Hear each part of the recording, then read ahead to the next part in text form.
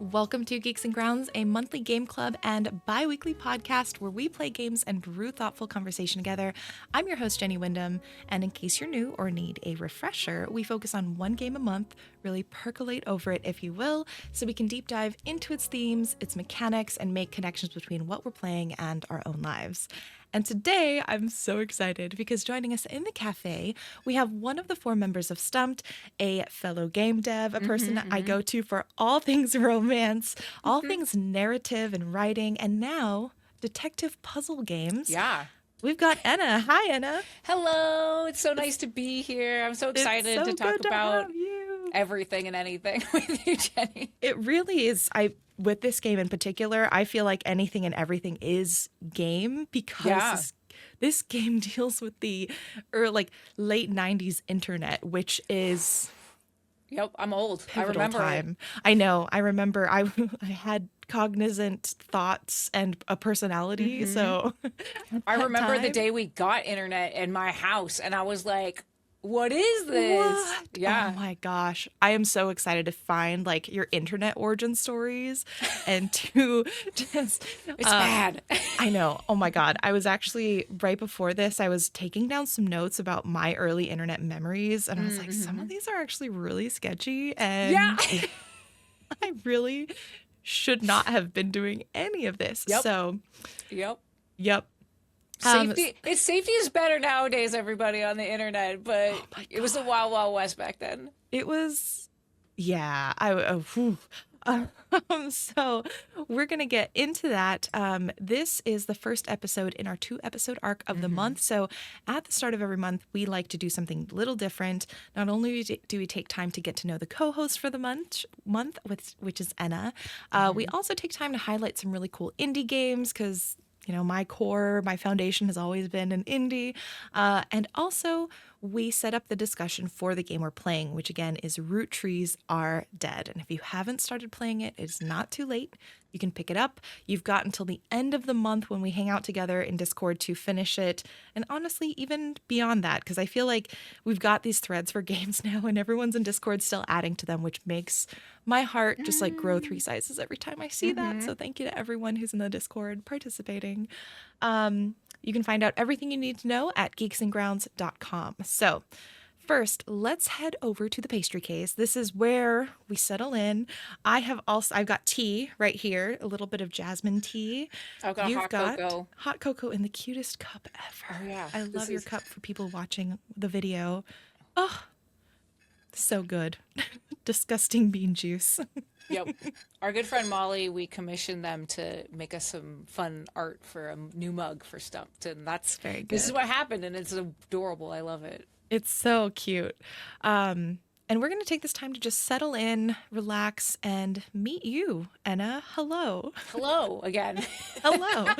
I have a few questions I use just to kickstart sort of the conversation, help folks get to know you.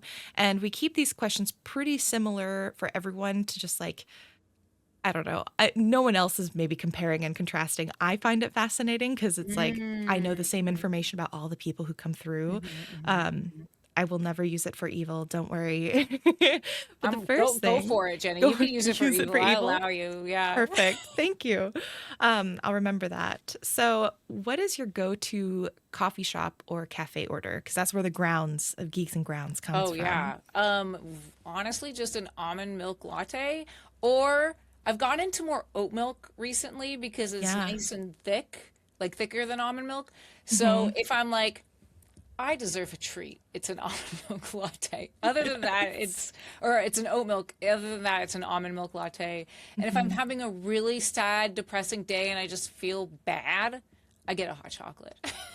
Yeah. Oh my gosh. Hot chocolate is such an amazing, versatile drink. And I don't know why I usually only drink it in that November, December window. And I really should not. I should just embrace it whenever. It is better when it's cold. I will say in the wintertime, there's something about having a hot chocolate when it's like really freezing outside and you're just like, oh, this is so warming and it makes me, I don't know, nostalgic probably, because that's all you drink. You don't drink coffee when you're a kid. Well, most of you probably don't. So I got hot chocolate, and I was like, oh, it fills me with such warm feelings. Yeah, it is. It is really nostalgic.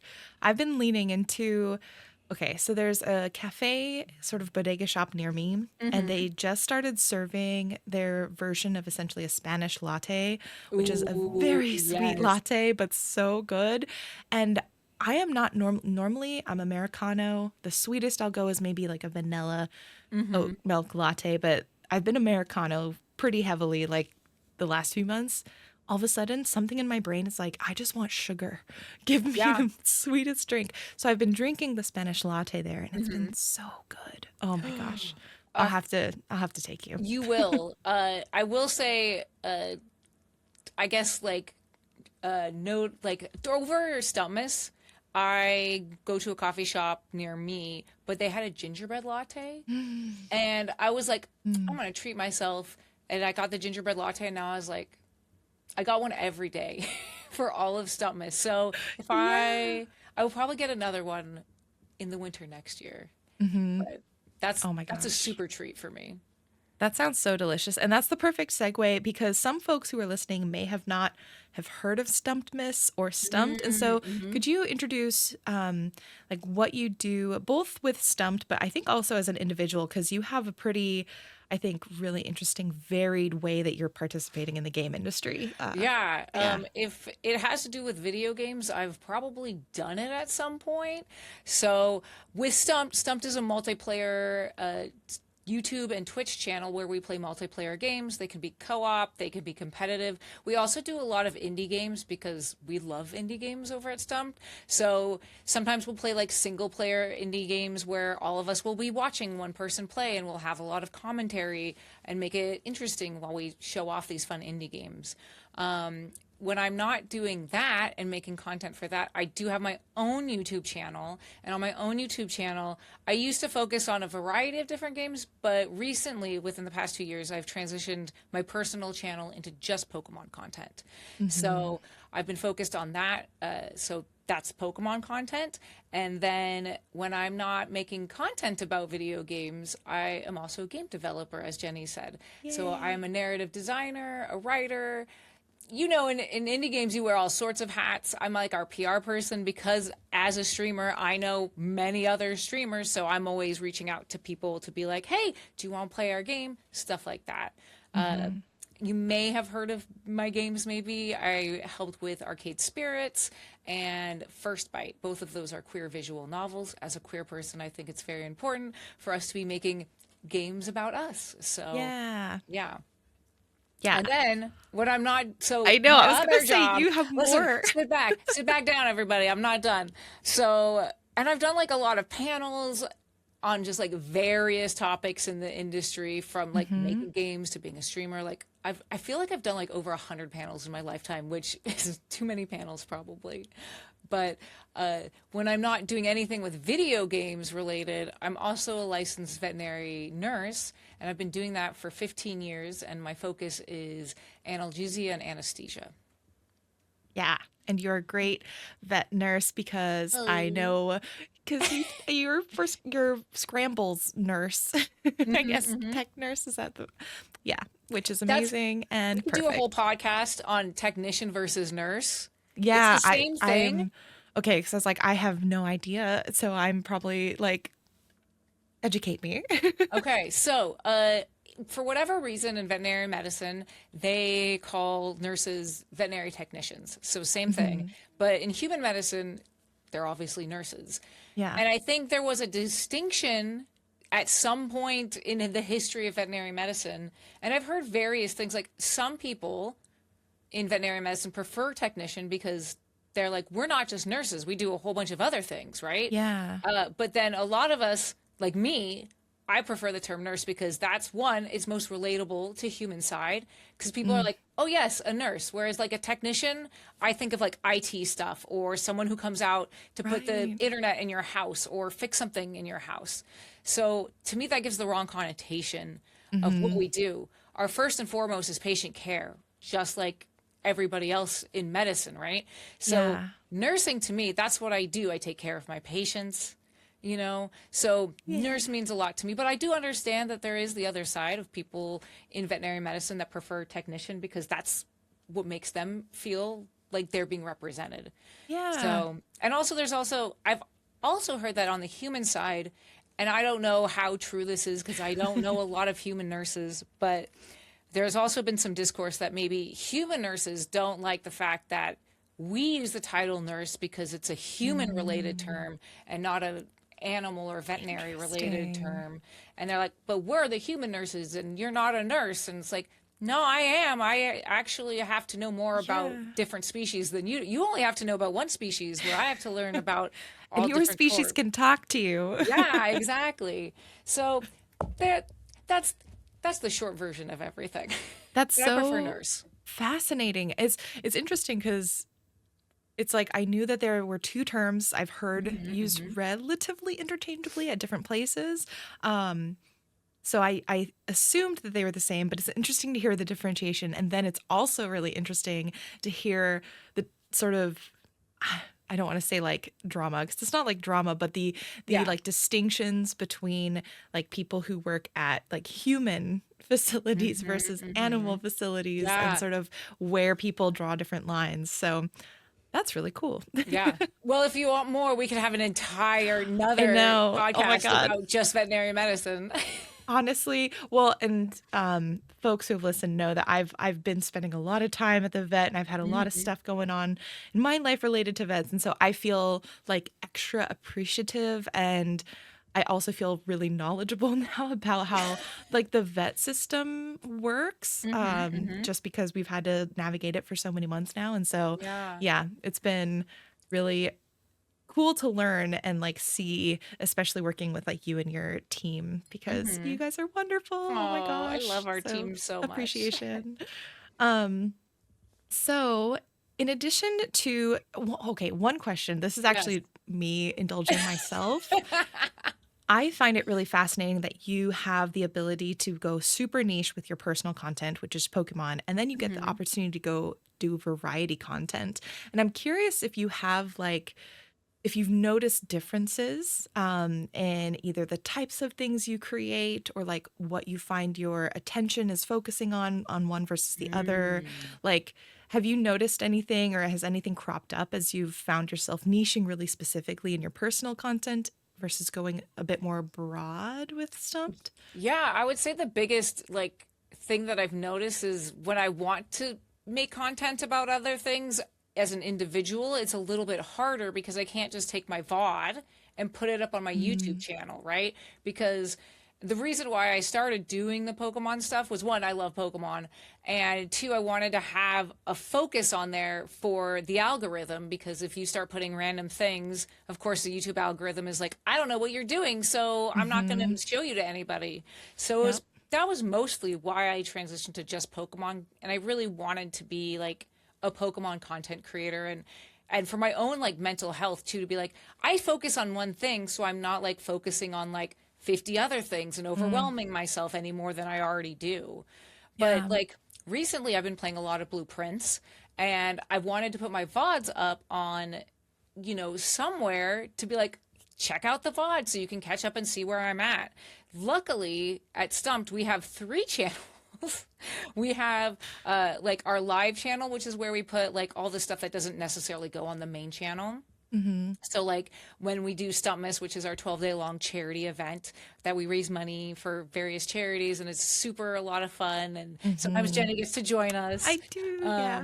for those type of things. So we put those type of things up there or like if we ever do a sponsored stream, but we don't necessarily make a sponsored video out of, I'll put it up on our live channel to be like, this is what the other half of we didn't show you or stuff like that. So I've just been using the live channel as my personal second channel for a little bit of content. Nice. So I got lucky in that fact. I'm not sure if Yeah. I would, if I didn't have that, I don't know what I would do because like that's the difficult, like when you're so focused on one thing, especially on YouTube, it's hard to branch out. Like with Twitch, you can play whatever you want and there's not Right. like a big discrepancy or negative to that aspect. But for YouTube, it really is, so fine tuned with the algorithm that if you put one thing on there, it's like messes up. So Yeah. No, it's interesting because you do YouTube, as a career, whereas I do it much more as like a hobbyist, kind of like mhm. hobbyist plus, maybe is the Yeah, best yeah. way to put it.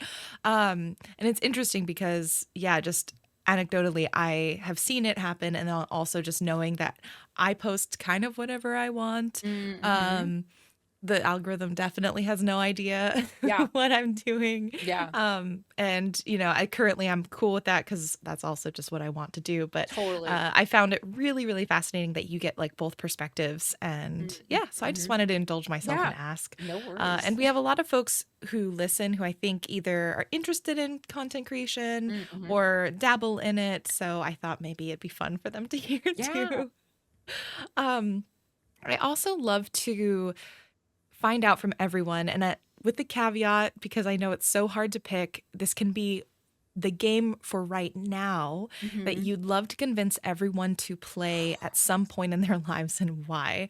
And again, we're not going to hold you to this as like the game that Anna only supports and wants people to play. We know that you're a multifaceted human being with many game recommendations, but Mm. as of today, getting Can I asked this choose three? Can question. I have a top 3? three? Can I choose Okay, three? go for it. Choose Okay. 3. The three obsessions right now Yeah. are Pacopia, one. It's Mm. amazing. We'll talk about it a little bit more later. Um, Blueprints, Yes. and then Slay the Spire is my newest Yeah. one that I literally just started playing 3 days ago. Interesting. I know we'll talk about Pacopia later, but I'm super curious as for Blueprints, especially because Blueprints is very adjacent to the kind of game we're playing this Mm-hmm. month, which is Roottrees. Mm-hmm. What about Blueprints has gotten you to say like other people need to play this? It's and this is also a caveat too, because I do feel like if puzzle games aren't your thing, like don't play it, right? Like it's all Right. puzzle games. It's like me trying to play a platformer. Like I love watching people play platformers because I'm bad at them, but I'm not gonna like play a Right. platformer, right? Even if you recommend me the best platformer of all time, I'll be like, that's fantastic. I'll watch you play it. Like Hmm. watching Jenny play Silk Song or, Yeah. is that or the first one? I can't remember. Anyway, Hollow Knight. Yeah. Hollow Knight. Yeah, I watched you play Hollow Knight and that was like I was good. Hmm. Um Blueprints is oh my gosh, it is the most amazing and frustrating puzzle game I've ever played. Yeah. I love it so much and it does a great job of bringing so many different types of puzzles into one game. And Mm. my most favorite thing to say about Blueprints is that it is a community oriented multiplayer game disguised as a first person or a single player game. You cannot play Yeah. this game by yourself unless you're like the smartest person in the world and then I'm jealous of you. But when I started, because I had to take a 6 month break from Blueprints during convention season because I didn't Mm. want to be like, all right, I'm playing, 3 hours of Blueprints and then 3 weeks later I have to Right. play again. That would be, I have, let me show you my lore, one of my lore journals that I've been using. Yes. Oh Like, my gosh. this is like all that I've written. Like, all of this is like, do you see that? I've Oh got my gosh. now, Like I've the stickies the falling out and stickies everything. Oh falling my out. Like this is gosh. how ridiculous I have gotten into this game. But when I first started streaming it, it was amazing because I had so many members of our community that hadn't played it yet too. So we started playing together at the same time. Hmm. And like I had such a core group of people that would come back every time I was playing it, would join, would be like, all right, we're working on this puzzle now. We got to Yeah. solve this puzzle. And I'm very big of like, do not spoil anything. Do not drop hints. I am a writer. I am a narrative designer. If you say, oh, this part made me feel this, I'm already theory crafting in my brain about what the answer is. So like, shut up. Everyone shut up in my chat. And so at that point, like I was like, if you haven't played the game, you can theory craft with me because you're at the same spot. And Hmm. we got in such a tight knit group that when new people would come in, they would also say the same thing. Like they would be like, don't say anything. Like we're trying to figure Yeah. this out all together because they didn't want to get spoiled either. Yeah. And it was also amazing because Fawn and Games was playing it at the same time, and Right. Price from Stumped was also playing it at the same time too. Oh my So gosh. I would watch their VODs or their playthroughs at the same time while I was playing my game. And I would notice things that I didn't catch either my first time through or like I just had never experienced, because this game is so random in how, like, the RNG is so amazing that there is something that, like, I literally had not seen 100 hours into the game at all until I watched one of my friends stream it. Gosh. And I'm like, how did I not even know that existed? It's incredible. I mean, Yeah. I think did I end up hitting 100 hours? I think I was pretty close to 100 hours by the time I was done fully with my time in Blueprints, and I did not discover everything. I know for a fact I left mysteries on the table. I was like, I don't know if anyone's gonna solve some of these, to be very honest. I actually, because I was like, I'm at a point where I decided I'm just gonna look things up online. I'm just gonna read all the forums, because my brain will not be getting this for sure. And it's incredible to see the way that, I think you're 100% right, this game is disguised multiplayer. Yeah. Oh, Best it enjoyed has to as be. multiplayer. Yeah. Well, and researching a little bit more about I don't remember the person that actually made the puzzles of like what the game is based off of. Right. He's in the game because there's a huge homage in the gallery room for him, which I hate the gallery, by the way. I hate that room. That room can burn in hell. But like, based on this person's puzzles, it literally took people years to figure out some of the puzzles working together. So just based off like how the person that this game was basically inspired by took a community of people to solve his puzzles, it's only fair that we get a community of people to do that as well. Yeah. I love that so much. And I know, I think shout out to Valis in the Discord, because I know Valis suggested that maybe folks get together in Discord and play Roottrees together in a very similar way that you mentioned. And so I'm hoping that something happens with that, because I think that would be such a fun way to experience the game. Yeah. And speaking of Roottrees, it's all about like internet rabbit holes and how you can kind of get sucked into them. And I was really curious, because I tried to think about like, what internet rabbit holes have I gotten trapped in? And for me, I actually really don't get caught into a ton. Like, I find it's very topic based on like what I'm learning outside in the world. And then I'll maybe dive into an internet thing, but it's usually of my own volition versus like seeing maybe a theory on the internet or something happening on the internet. But for me, my first internet rabbit hole was like Sailor Moon lore, the depths to which I went to try and figure out, because I think when I first went online and was looking up and reading forums and going on websites, Sailor Moon stars had not happened in the US. It was not a thing, but it was happening in Japan, because I remember I was like, what are these images of these scouts that we have never seen in any of our shows and any of the manga that I can find in English? And so I went on such like just deep dive on Sailor Moon lore and Sailor Moon history. And I used to know so much, and it's all kind of gotten lost in my brain. But back in the day, I was so in all of the Sailor Moon news and communities, and so that was my first big internet rabbit hole. But I'm curious about you, if you've got one that you first like remember getting pulled into.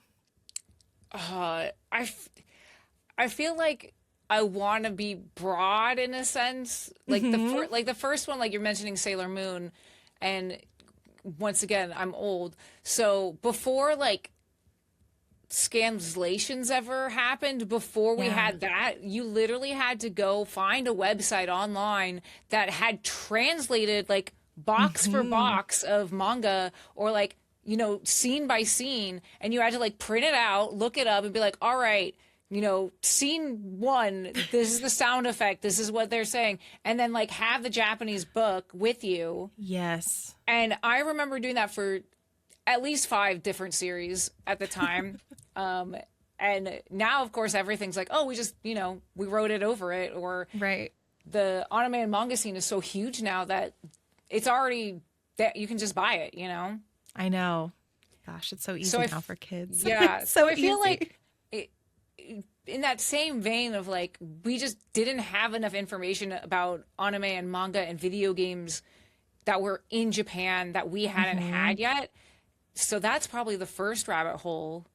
I feel like I can't think of like a good rabbit hole that I've dove into a lot because I'm very much like what you were Yeah. saying too, Jenny. I'm like, I'll just look at something and then I'll be content, you know? I'm like, Yeah, I feel like there was a phase I was in like high school and then college where I didn't necessarily rabbit hole into these, but I loved going on subreddits that were just mhm. random and seeing what drama was happening in the Yeah. subreddit because there would be some real niche stuff. Like, I don't know, you go on to like button collecting subreddits and they've got their own drama that's really fun, and you go into like a cake decorating subreddit and they have their own drama. And so what I really enjoyed doing for a decent amount of time was just exploring different subreddit communities and different Mhm. communities online and not necessarily participating in them but lurking and just Yeah. learning of all the stuff that would happen in these spaces. And just kind of like now looking back, I'm like, oh, I was kind of doing like sociology. But at the Yeah. time, honestly, as a kid, in high school and early college, I think I was just excited by like the drama. Yeah. What Just I'm like, like, what is the just, best drama you got from which oh subreddit? I my need to gosh. know. I need to sit and think because it's been, feel so old. I'm like, it's been so long. I don't even really Yeah. remember. Um, but yeah, I remember doing that. And now I'm like, oh man, maybe I should go back and like see what I can find. But I feel like, I don't know, the internet is so different also Hmm. now than it was back then Oh when you yeah. had like web rings that you were also looking at. And web rings had a whole different vibe, and Hmm. blog rings had a whole different vibe than now, which you don't really even have those I was like, anymore. I don't think web rings exist anymore, do they? No, although there is a movement, I've seen more people and in Discord as well as just like on social media talking about let's bring back some of the old internet like Hmm. intentionality. Like let's make our own websites, let's Yeah. create web rings, let's do this and get off of social media. So I Hmm. think maybe we've got hope. There's Web rings can still exist. yay. And it's only if there's an under construction sign like right under it. Oh my god, it has to be We get sparkly. animated. Yeah. Oh Yeah. yeah. Mm. So good.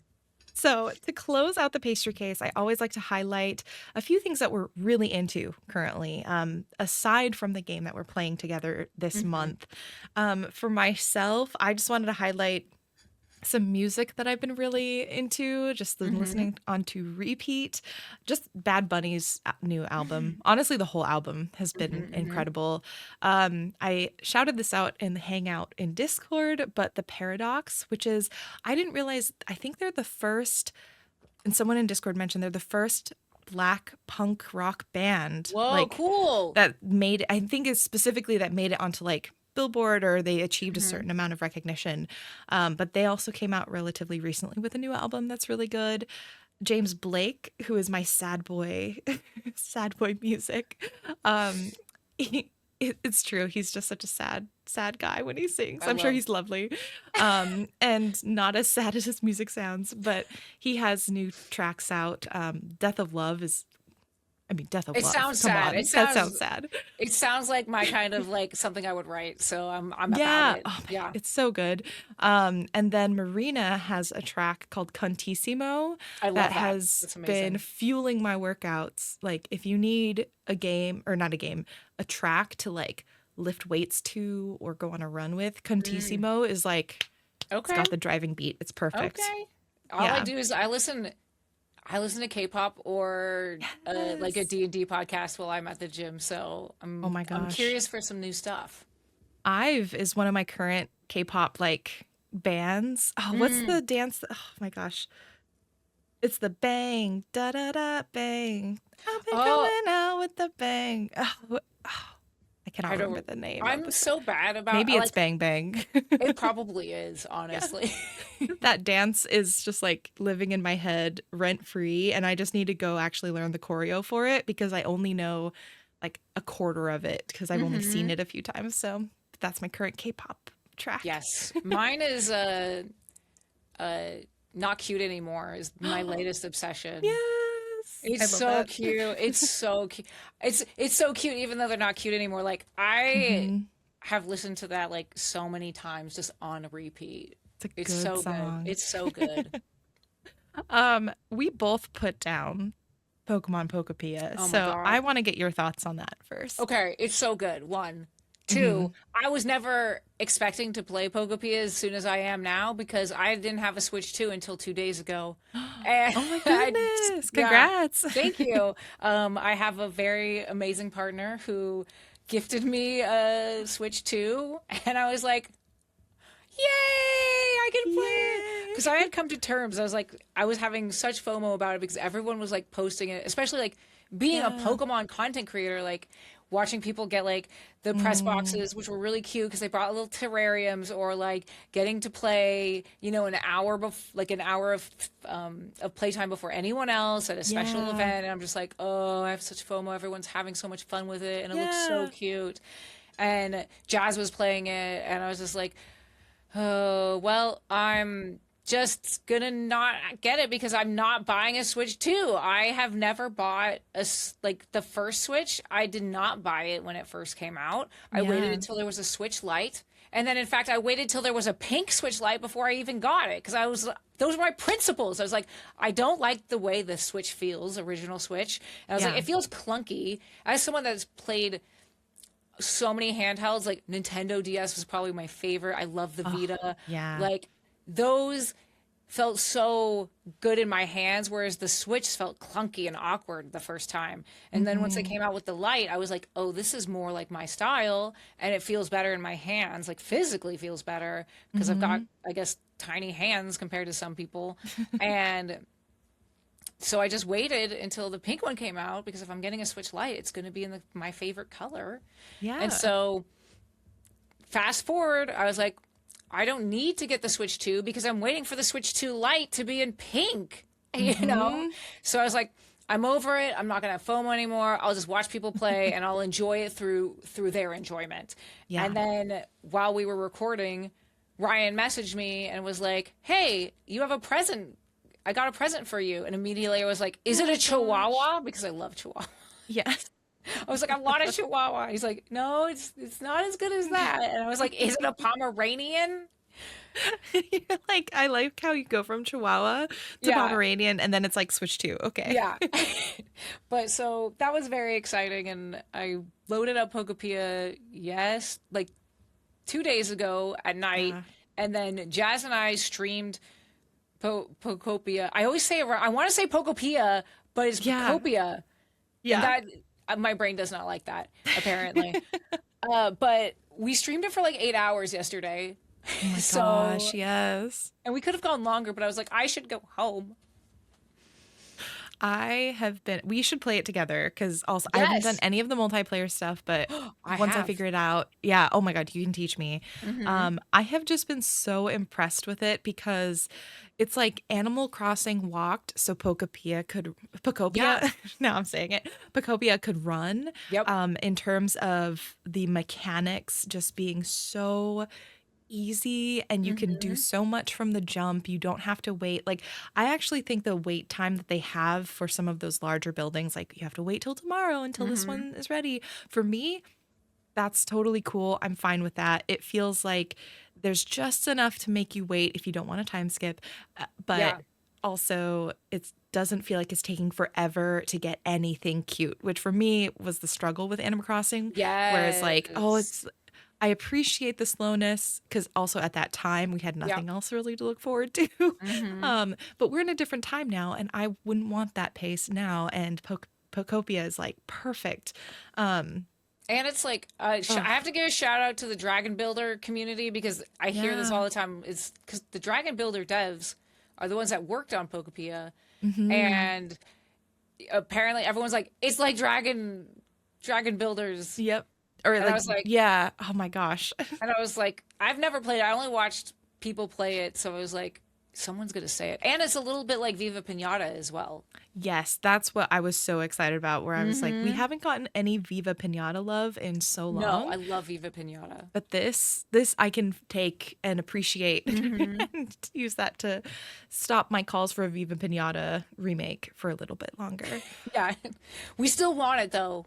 We do. Oh Listen, my we want Viva gosh. Pinata 3 or The 2 or next whatever. generation needs to understand. They need to Yeah. know. It's Um, and the first version, I feel like whenever I watch, because during Stummus, I feel like Ash always plays Viva Pinata once mhm. for one of his shifts, and I always like rewatch it. I'm like, this game is very clunky.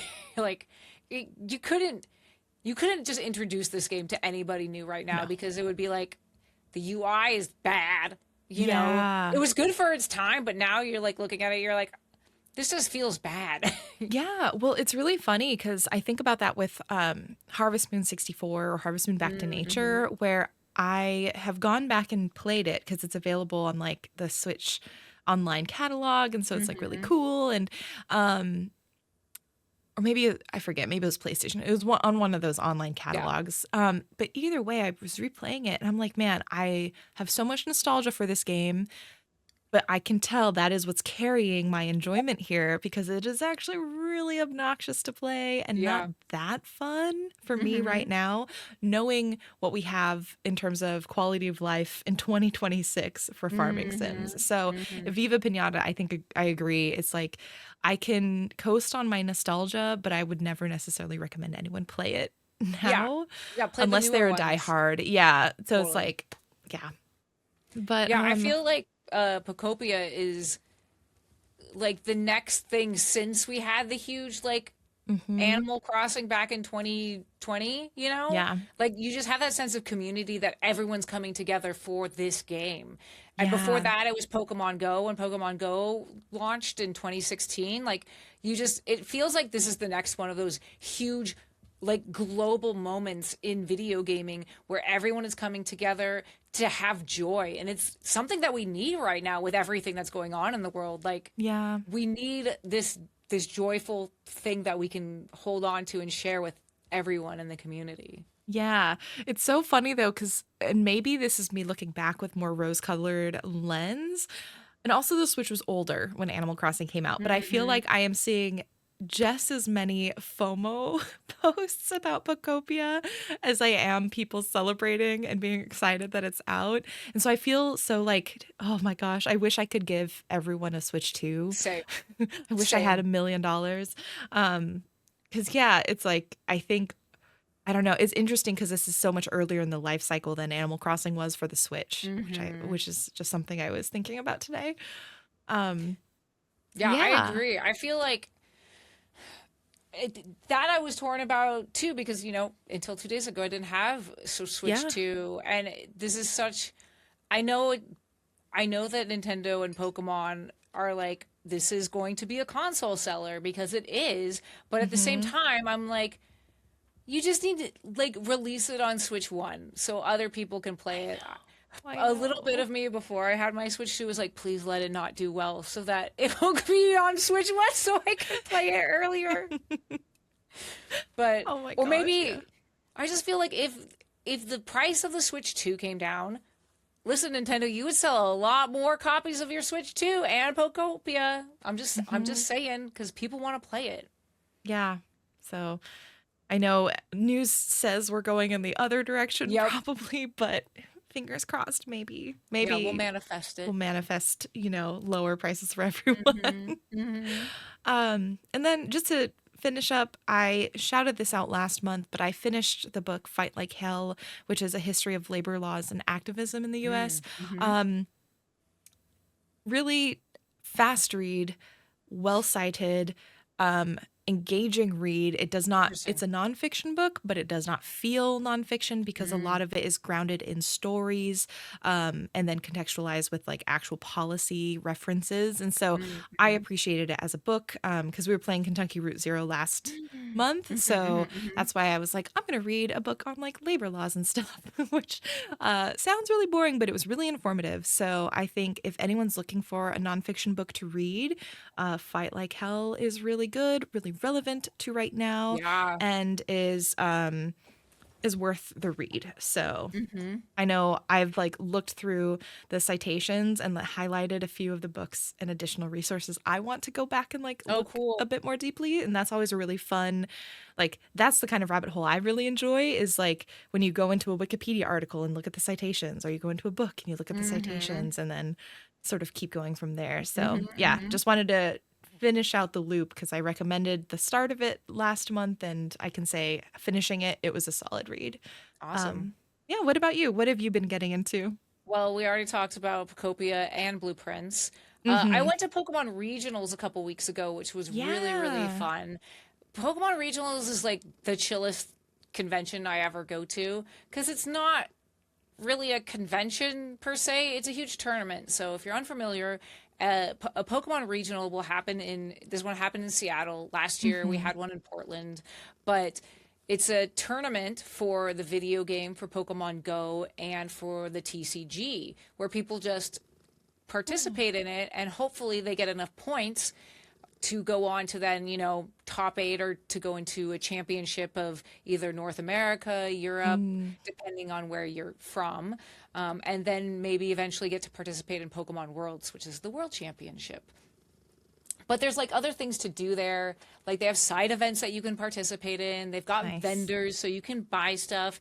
It's just a huge community of Pokemon people that you'll be around. So if you wanted to do something like shiny hunt, they had a shiny hunting event that I participated in as well.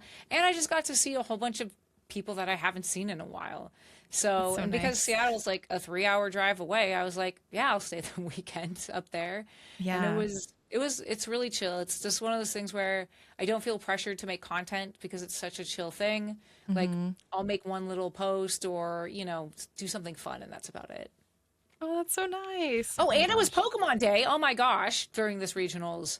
Oh my God. Did they plan it intentionally to be on Pokemon Day every year? I Like, I have would no imagine. idea. I mean, that makes sense, but yeah, so Pokemon Day is March. Oh my gosh, I'm forgetting it. It's whatever last Friday was. I don't know time. Anyway, the second? The last Friday That was was this. No, March that's 6th. the other Friday. I don't know. I'll look it up. Anyway, so then it was the 27th. So it's February Okay, February 27th. 27th. Yeah. Yeah.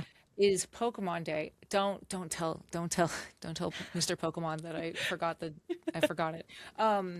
But they have the Pokemon Direct at 6 a.m. our time. So Mm-hmm. me and my friend who I was staying with, Steph Avaname, we watched that and had a huge like reaction to it because they announced the Gen 10 starters. And I'm so Yeah. excited. Oh my Pombun goch, is the yeah. best, in my Brout. I'm a opinion. Brout stan. Yeah, I love Brout. oh, no, it's fine. It's fine. Um, but yeah, so and going into regionals with like all the new Pokemon information was really fun. Hmm.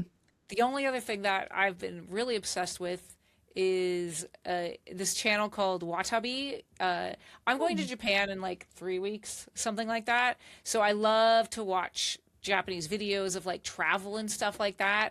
And this person, Watabi, he goes around to like abandoned hot spring areas or like towns that used to be like really popular back in the day, but because like the younger generation isn't necessarily staying in that area or going into Oh. hospitality, that the city itself is like not dying, but changing in a way that it's just not getting that influx of people anymore. And so some Mm. buildings or traditional inns are abandoned. And along the way, before he goes to these like smaller onsen towns, he stops at like these beautiful waterfalls or just like natural things in the forest, and it's Yeah. really calming. I'm obsessed with like travel videos just in general, Hmm. especially ones that are like not a lot of talking and it's just like, here I'm going to this place, here's what I'm eating, and there's like no speaking at all, and it's just like ambient sounds. Like Watabi has like he'll go over things and be like, this is the history of the town, and here's like some stuff, but it's not as much as some other travel videos. It's very Right. peaceful, and because I'm also learning Japanese, I can appreciate, you know, Yeah. hearing it and trying to pick out parts that I recognize and understand. That's so cool. Does he do the commentary in Japanese then, or does he Hmm. occasionally do it in English? Oh, wow. It's So all in that's Japanese. really neat that you're listening to it and able to like apply and understand what you're learning. Wow. Yeah, and the subtitles, all of the subtitles are in English, so Hmm. you can understand everything that's happening and go over it. Because I love learning about like town histories for whatever reason. I'm just like, Yeah. yeah, tell me what this town used to be or why it became as popular as it did and now it's not. And Hmm. so that's just been like when I want to relax and just zone out and look at beautiful things. That sounds really nice. I just went and followed the channel Yes, it's because so that looks good. really good. So that is it for the pastry case. That was our chance to get to know you a little bit better, Anna. So for everyone who's interested, also, I'm going to have all the links to Stumped and Anna's work in, whatever captions on the place that you are listening or watching this. So Mm-hmm. be sure to follow Anna there. And now we're going to head into our Indiescovery. Oh, also, if you subscribe to the newsletter, all the recommendations and things we chatted about here will have links so you can investigate things like the Watabi videos a little bit more deeply. So sign up at geeksandgrounds.com. Before we head into this month's brew, I wanted to take time and highlight some of our anticipated titles for the month of March. We're already, close-ish to halfway. And I'm curious I prompted, what are about the three titles that you're really looking forward to or Mm-hmm. anticipating that are coming out this month? Uh, well, you also put this in yours, but Lost and Hmm. Found Company, I have been Yeah. excited for since we played the demo a long time ago. It's so Yeah. cute. It's so fun. This was one where I really got into like doing the voice acting for, because sometimes, as a four-person group playing video Right. games, we all can share and do voices if there's no actual voices. And this one Hmm. was just so cute and so fun and so silly. And it just takes those like hidden object games, but it makes it more interactable. I remember going back to harkening old internet, but like old like PC gaming, there would be Yeah. like storybooks. Like I remember I had a Muppet Treasure Island one where it would be like a retelling of the story, but you could like press on things and like things Hmm. would animate. So you could like press on the barrel and like a thing would pop out of it or something Yeah. like that. So it's very much like that where like you can just press on things and like animations will happen. So it's Hmm. a it's more than just staring at like a, a piece of paper that's not moving. It feels a Yeah. lot more gameplay-ish, if that makes sense. Hmm. Yeah, I like this sort of trend I've seen in some of the latest hidden object games I've played. Lost and Found Co. does this. Nippets, which is another hidden object game that's coming out, does this, where it's not also just about finding an object, but you can find the object, and then oftentimes there's like a part two to placing it in the right spot or reuniting it Mm, with its owner. Lost and Found Co., like the literal story is you have a company that finds lost objects and reunites them with people. And so that adds just another layer of, again, like you said, interactivity to hidden mhm, object games that makes, I love the genre so much. It's my favorite, like mundane tasks like power washing sim are a mhm, mhm. bedtime game for me, and hidden object games are a bedtime game for me. So this is one of my favorite genres, and I put this down too because it's so cute and the animation and art is So lovely. good. Mhm, And it's already out. It came out March 6th, from mhm. Big Egg Inc. And I love eggs, so Yeah, it's a sign. and the story, like the characters that they've created, are just so endearing and fun, Hmm.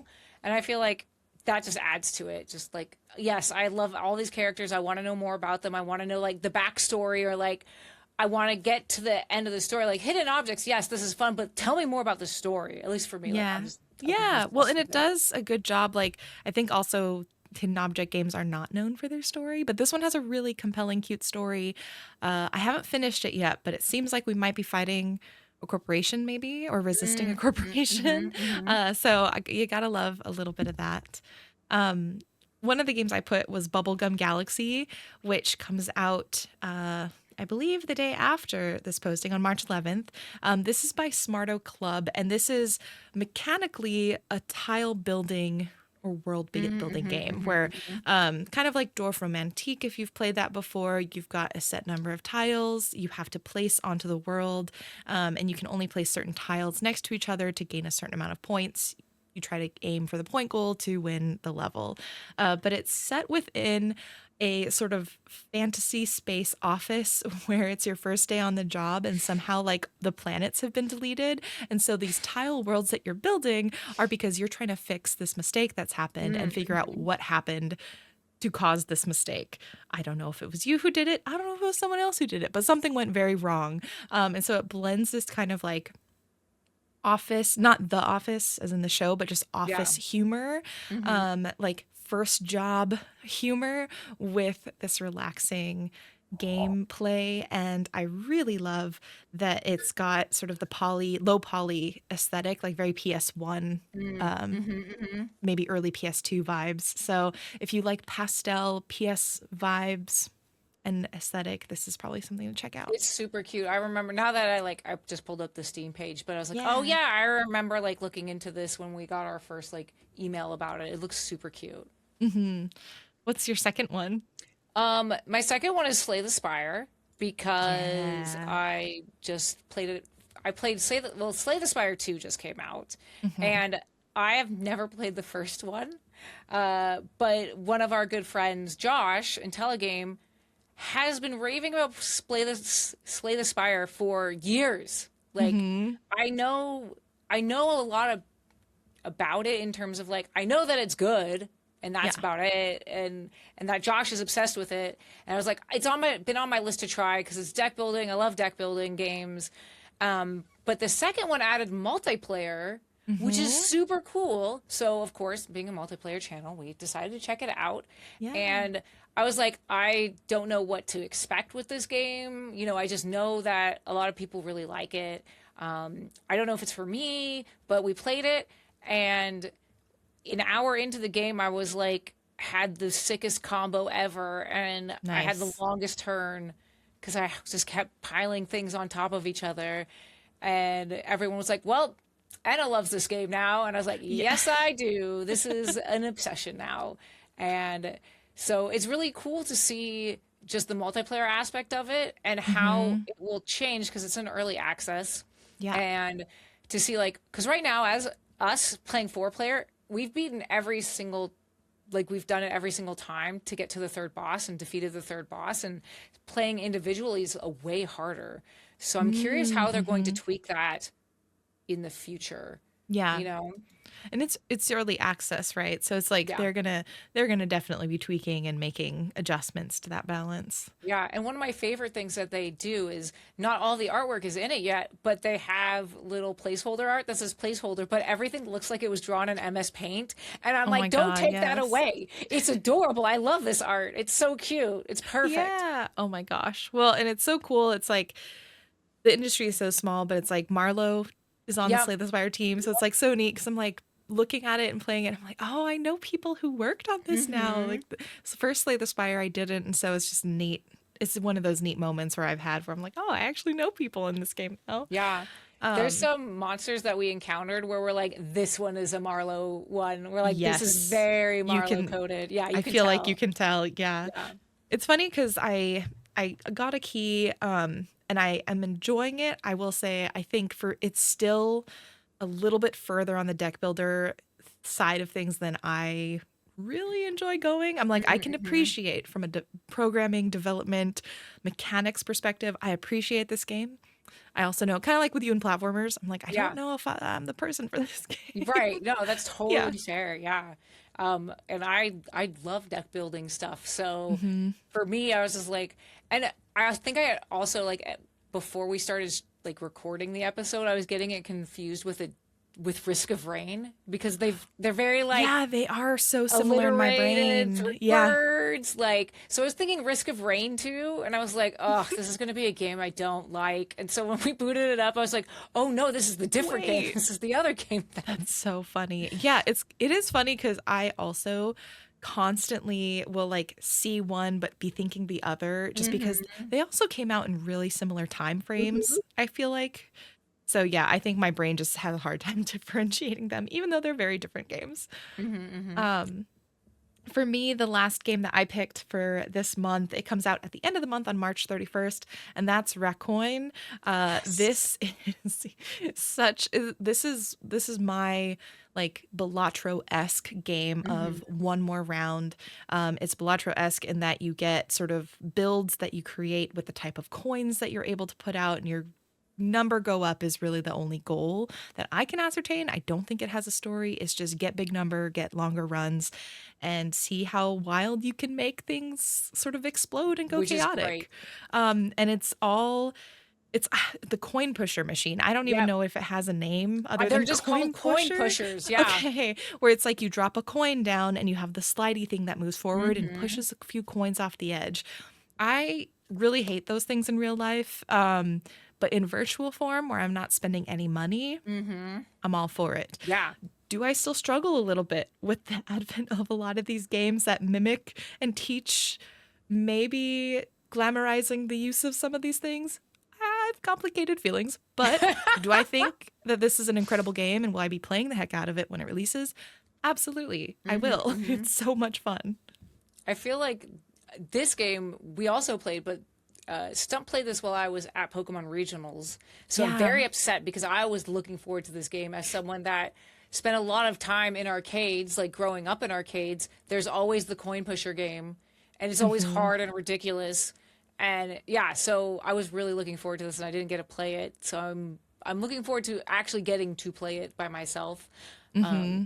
But yeah, it looks so good. I feel like Yeah. anyone that has done a coin pusher game in real life and been frustrated, you will enjoy this game. Yeah, this is the redemption arc time Yep, because I exactly. would love to meet someone who actually did a coin pushing game and got anything out of it because I have never gotten more than maybe like one or two coins. And this was Hmm. at there's a place called Bullwinkle's that's down Hmm. the road from Portland, and it's like a kids arcade place, and they Yeah, had one of these. they have putt putt And golf too. yeah, Papa golf carts. Yeah, Hmm. go-karts, golf carts. No, they had go-karts. And yeah, I just remember being so pulled in by the shiny lights Yep. and like the pile of coins that they have on the machine. I'm like, surely Hmm. this is gonna. No, it's.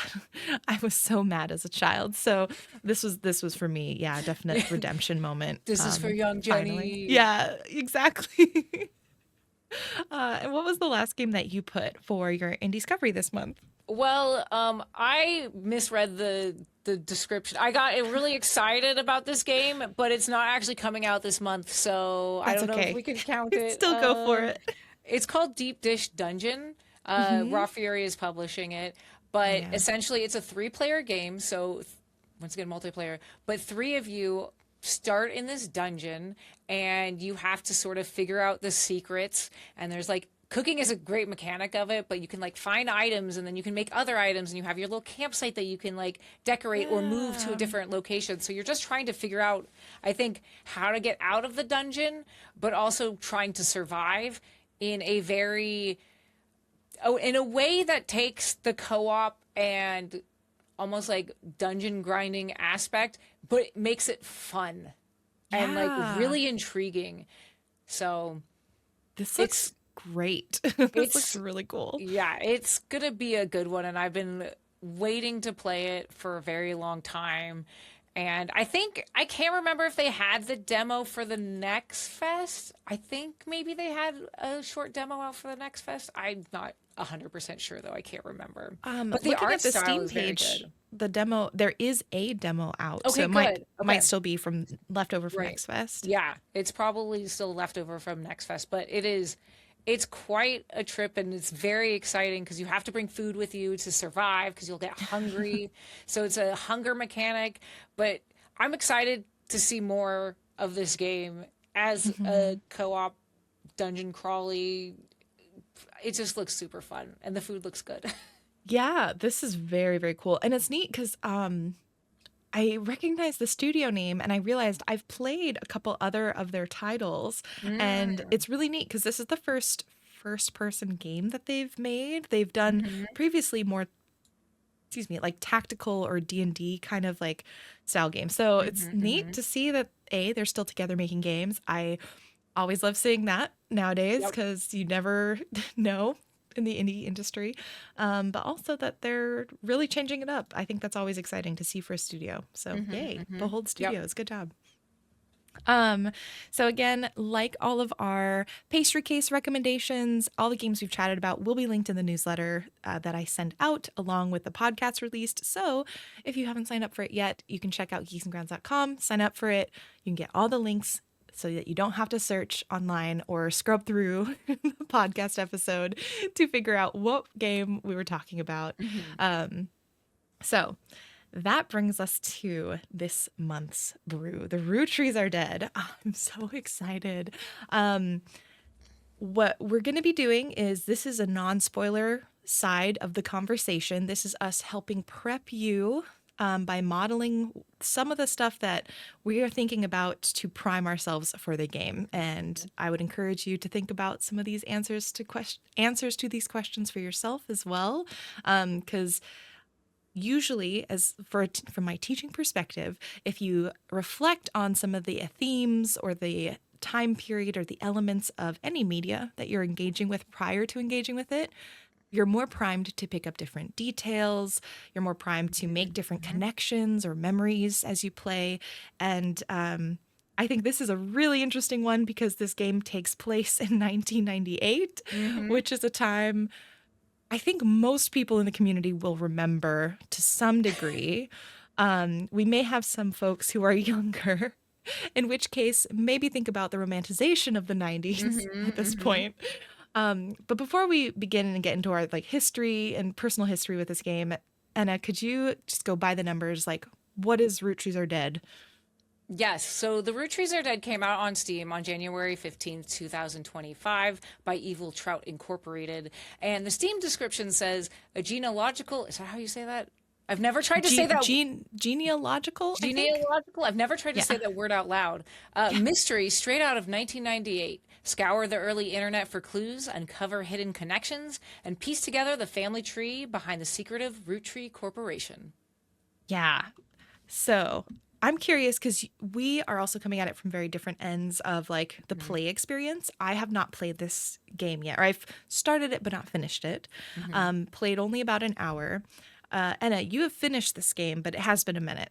I have finished this game and more recently did the DLC for Roottrees. Yes. Yeah. Which is Secret Roottree. Tree Mania? Oh, Yeah, it's a Roottree different Mania. one. Okay. Sorry. I the whole theme is like Secret Roottree. They have a shirt you can buy that says I'm a Secret Roottree. So, and the DLC is really fun too. So, oh my goodness. That's so cool. I will be trying to do both. I think it's probably doable within the next month, the next few weeks. I'd love to set the scene because first of all, this game, actually, I'm going to reverse it. I know I have in the notes. Reverse it, Missy We're going to Elliott. yeah. We're going to do development history first because I think talking about the making of this game first may be more helpful, and then going into the game and its time period and our histories with it. So going into development history, this game was started in 2023 by Jeremy, who was frequently participating in the global game jam scene. And game jams, for those who don't know, are these periods of very constricted time where you and potentially a group of other people try to make a game, usually within like a weekend, 24 hours, 1 month. So again, building a game in condensed situations with lots of limits so you can try have experience about just getting a product out or getting a game out, not a product. Yeah, and Global Game Jam is a weekend. It's like a 3-day weekend. So it's fast. This year, 2023, the Game Jam's theme was roots. And so Jeremy heard it, thought about it as roots of a tree, and then pulled that even further and thought about roots of a family tree. So that was some of that initial inspiration because Global Game Jam also gives a theme that everyone has to work with. He was inspired by Return of the Obra Dinn, Her Story, Golden Idol, other detective games. And at the end of this weekend jam, he had the core of Rootrees.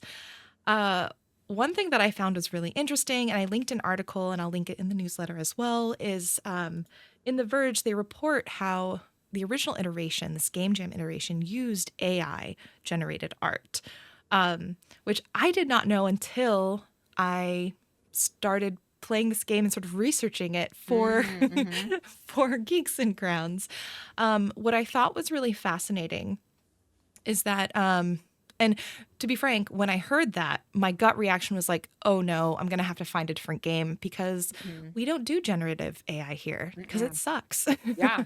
Just full Yeah. stop. As stumped if there are games where we're like, luckily most video games will put something on Steam that is the AI disclosure. However, we have still seen games that were like, I don't know if you did that on Steam. So we have to ask them. And our policy is like, no, none. If you even use it as like marketing or in development, we will not play it.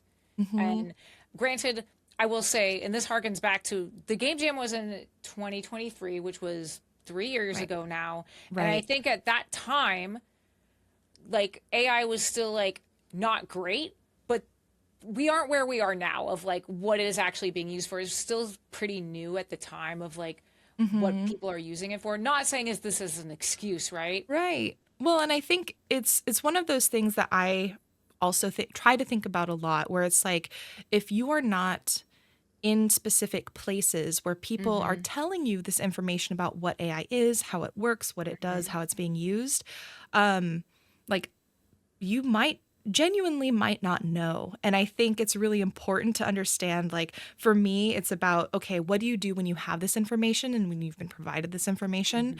And I think you're right. We're in like, the early 2020s, 2023, we were in a different time where I think people had a bit more hope, at least from what I was seeing and hearing. I remember being apprehensive, but saying like, oh, but if we can find a good way to use it and regulate it, maybe. We know that's not how things have panned out. Yep, exactly. But I think it's important to contextualize both the time period, but also like what happened afterwards, which I think this is the most interesting part to me. When this game was created for the Game Jam, the developer said, I will not charge people to play this game. And when I put it on itch, because this was created using art that I did not pay for as generative AI. And so the developer had made the decision to just disclose this, which I hugely appreciate, and also say I'm not going to charge for it. When it came to bringing the game to Steam, he ended up hiring an artist. I believe the last name was Ward, because Ward was actually one of the players, and after reaching out to the developer, agreed that Ward would reprogram the game and then hire an artist, an illustrator, to replace all of the AI work so that they could sell it on Steam. Because also at the time, Steam said generative AI art was not allowed, I believe. And again, at that time, I don't think they had any way of even regulating or knowing, because there wasn't a disclosure at that time either. But when the artist was hired, Henning Ludvigsen, he mentioned in this Verge article, says that he used the AI art as kind of a concept sketch, then did his own research and style the picture was supposed to evoke, and eventually made 40 illustrations by himself across about a year of a work. And he quotes that he is not a fan of generative AI. One question that was asked in the Discord, and I'd love to hear your thoughts, Aenne, is even having a game that has art inspired by generative AI, has the art style still has like it's drawing from something that isn't fully created by an artist. So I think I should have had it up. Apologies. Whoever asked it in the Discord was talking about how they weren't a fan of this art style because they could kind of feel that dissonance still there within the art. And admittedly, I don't know if it's one of those things where it's like I know now, and so I'm maybe seeing it where I didn't see it, but it does feel like, oh yeah, I can kind of see like how the AI-ness of the art at that time influenced this art. I'm Well, just curious if you have any thoughts. yeah, I do have some thoughts because Yeah.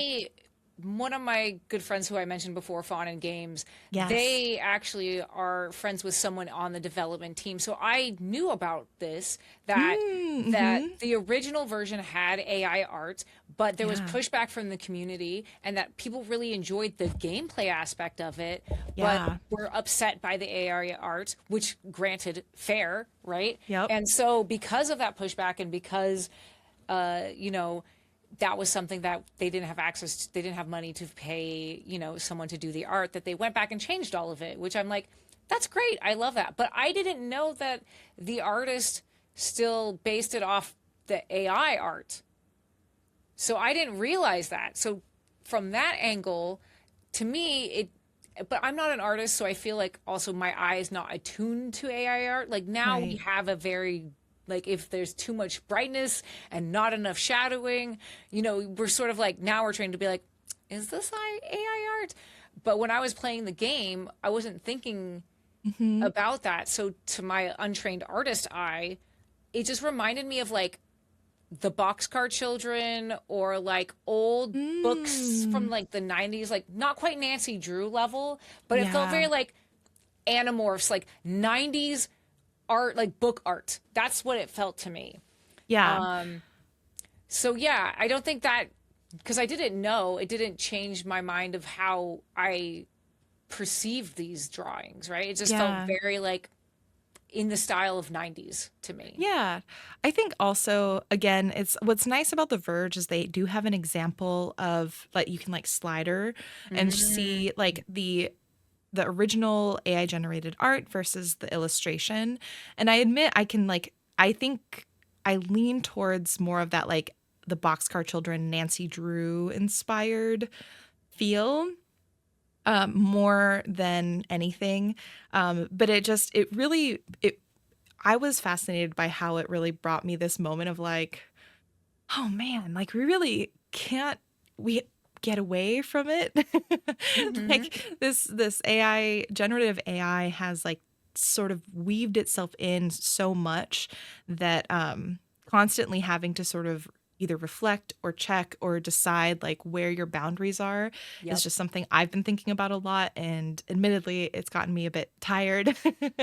But I Yeah. do appreciate, like, at the end of the day what I do appreciate is uh they said, if we're releasing this on Steam, this is a really cool game. We're going to do it right and we're going to Yeah. make it human made. And I think at the Yep. end of the day, for me, I want to reward people who are Yep. doing that and who make that call Yeah. so that people can see if you do the right thing, it's good. It's a positive. We're not going to like punish you further for it. Yeah. And so for me, yeah.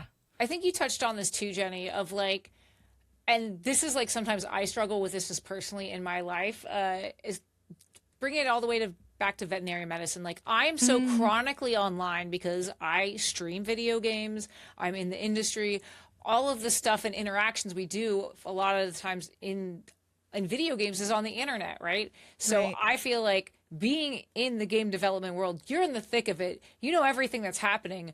But then I go to like my hospital job and I have people that are like, Chat GP is great. And I'm like, what are you talking about? It's evil. And then I Hmm. have to be like, wait a second. They don't know the same information that I know because they're not chronically online like I am. They don't have that same access to all the information that we are constantly Right. discoursing and talking about in the games industry. So then that is something that we always have to remember, that, newer people coming into the industry, or not everyone has that same access to information that maybe Jenny and I do, being in this side of the game development. And then to be like, to have the grace to be like, you didn't know, let's make this a teaching moment. And now let me teach you about these things that you maybe Mm, didn't know.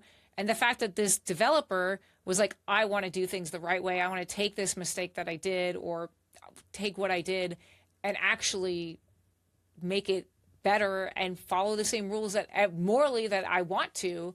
I think, like you're saying, that has to be rewarded in some way. hmm.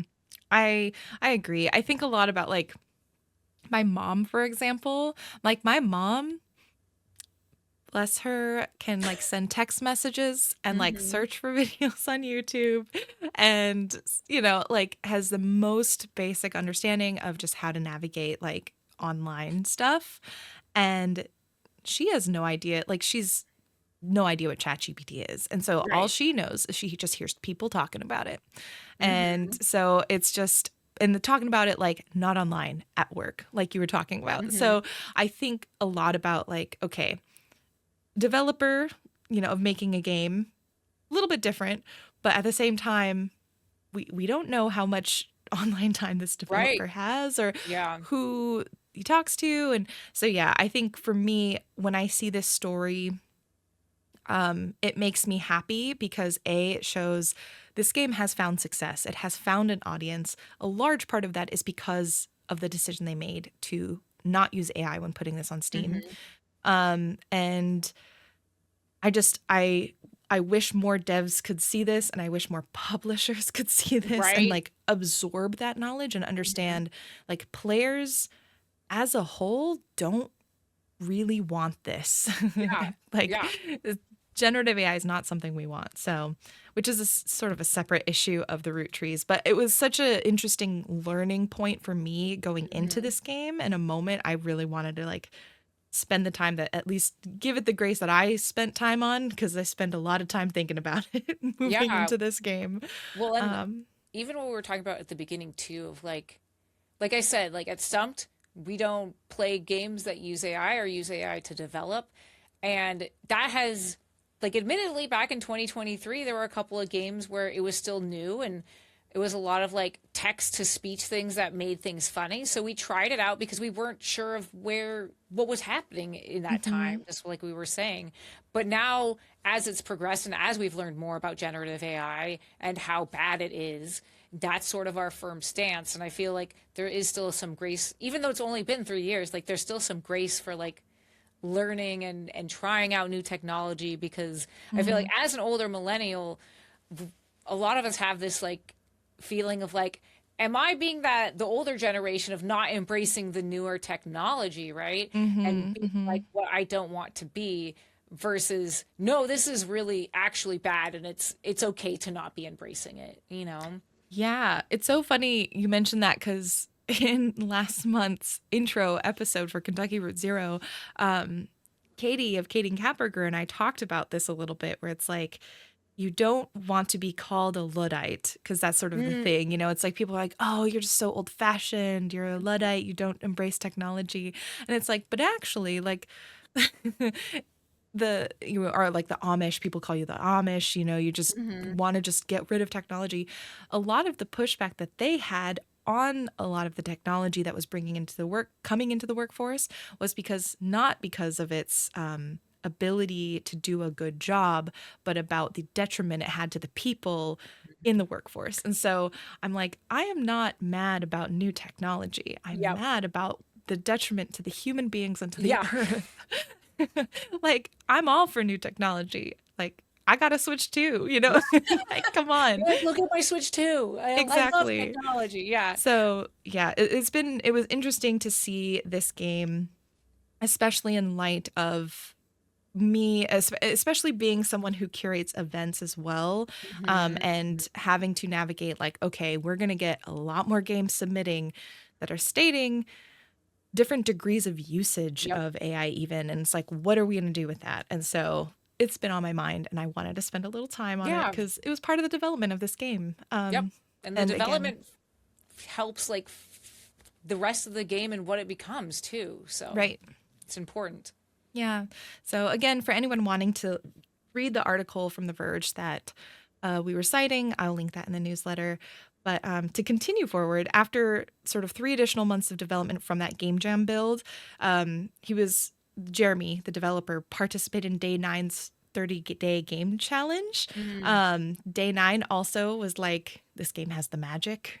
Oh my God. So this is all what led to eventually pushing for that Steam build and pushing for the no AI in that build because of the hype that it got and the passion that it had from the player base. Um, Also, shout out to folks in Discord who mentioned apparently Day 9, there's like little Easter eggs because Day 9 supported this game so much. So I we'll keep don't an know eye out for anything that. about day 9, so I Yeah. feel like I have to go back and do some research. Yeah. Um, and let's see. I think, beyond that, I would love to jump into some of our personal history with the game because I think that's where some of it's really fascinating for me. I'd love to set the scene for like the 90s, Yes, let's go 1998. back. Yeah. Good So, year, 98. yeah, 98 was a great year. Final Fantasy VII released it here in the US. Yep, we got Final So Fantasy did Legend 7, of Zelda: Ocarina of Time. At last least I think it was. six, I think it was 98. It was either 97 or 98. right around then. It's, Yeah, late 90s. yeah, yeah. Um, Google just came onto the scene in Wow. 98. Google was not there at the start of the internet, I everybody. remember. I remember time before Google. I remember being exposed to Google for the first time in high school. We were literally me and my friend were on the library computers, and my friend was like, "Have you heard of this new search engine? It's called Google." And I was like, "What is it?" And she Yeah. was like, "It's great." And that was the first time I've ever heard of it. Yep, I know. Back in the day, we had Netscape, Internet Explorer, like Ask AOL, Jeeves. Yahoo, Ask Jeeves. There was so much more variety on the internet because everyone was still trying to carve out a space. You did not have the monopolies and sort of the tech oligarchies that you do today. Just in general politics, I wanted to shout out, this is maybe earlier 90s. This is definitely earlier 90s, but in the 90s, Berlin Wall falls. We've got the LA riots. You've got Rodney King. Bill Clinton was president, and then he was impeached, and then we got Bush after that. We had gay rights like starting to become more embedded in sort of the pop culture zeitgeist because you had shows that had gay characters kind of publicly for the first time, if I can remember correctly. Yeah. Napster, pirating music and God, I movies love became a pirating thing. music. Oh my gosh, Napster changed my life as a kid. Then I was more of a LimeWire. LimeWire kind Yeah, of person. Pirate Bay. Like all of these places made media so much more accessible to people, changing the industry. I don't know. Do you have any other like 90s historical events? I'm just kind of like spouting a few Well, at I this mean, we were point. talking about with like anime and manga for like Mhm. fandom stuff. It was a point where you could find stuff, but you still had to search. You had to sleuth, just like in this game. You had Yes. to find things. You had to try different ways of putting in different search engines, like to find what you're looking for. If you wanted to Hmm. find Team Rocket fan fiction, you had to go through a lot of different hoops. Yes. Oh my gosh. And fan fiction. This was also the age I think I was like getting into read. I wasn't writing fan fiction, but I was definitely looking up and Yeah, I reading was reading it fan fiction. Golly, yeah. because And this is before also even fanfic.net. And it was fanfic.net is before. very early. I think I don't even know when it came out officially, but like Hmm. before then. So yeah, the 90s wild. And also it's like the kids and us we were the kids, the Yeah. millennials were the kids. I remember also being able to utilize the internet so much more effectively than my teachers, my Mm-hmm. parents. I could kind of like run circles around them and say I was doing something when I Yep. was not doing Mm-hmm. that thing and I Mm-hmm. was doing Mm-hmm. something very different and probably inappropriate. Um, We've all so been there, Jenny. It's we've okay. yeah. Solidarity.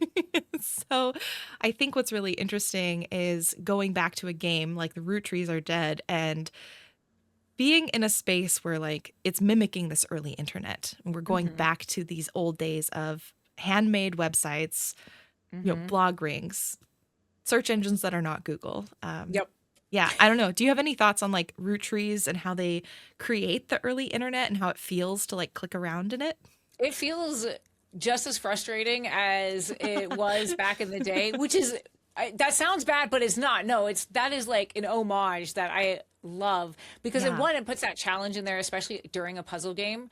But for those of us that grew up in the '90s and have these memories of these very vivid like things and doing those things for the first time, I had such nostalgia, like fun nostalgia doing it. Yeah. Like in Roottrees, they have Spider Search, which is like their Google, their search engine. And I was like, oh yeah, Mhm.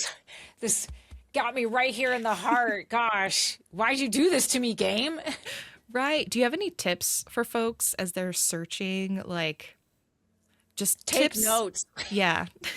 One of the things Notes. that because I played this with Price, and we Hmm. eventually put it on our channel. We did the full playthrough, and so Price and I were like, "Oh, well, we don't need to take notes. It's fine. There's two of us." But the game itself, they Right. have done an update since it first came out of adding more quality of life aspects to it, so you Hmm. can the search history use that because I had the first time I was like, I could do this. It's fine. But Yeah.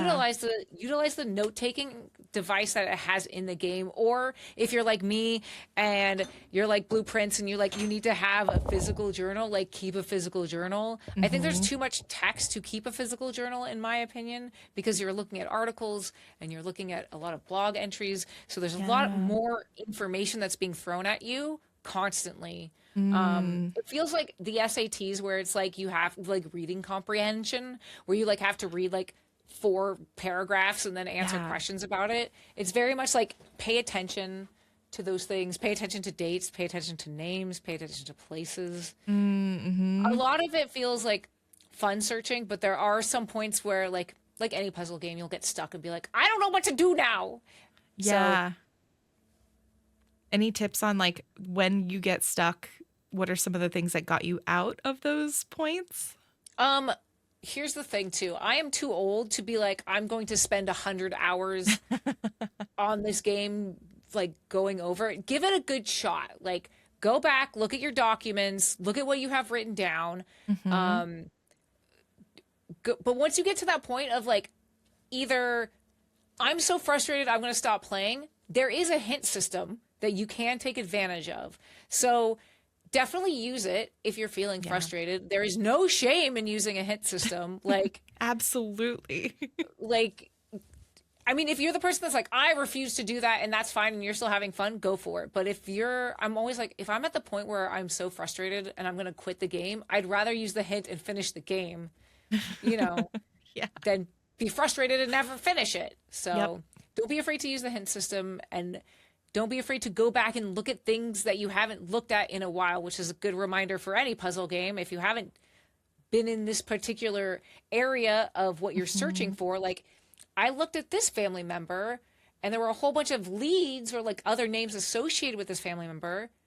Don't forget to go back and just look at it because some new information that you found over here on this side of the family somehow may spark something Mm. new on this side, you know? Hmm.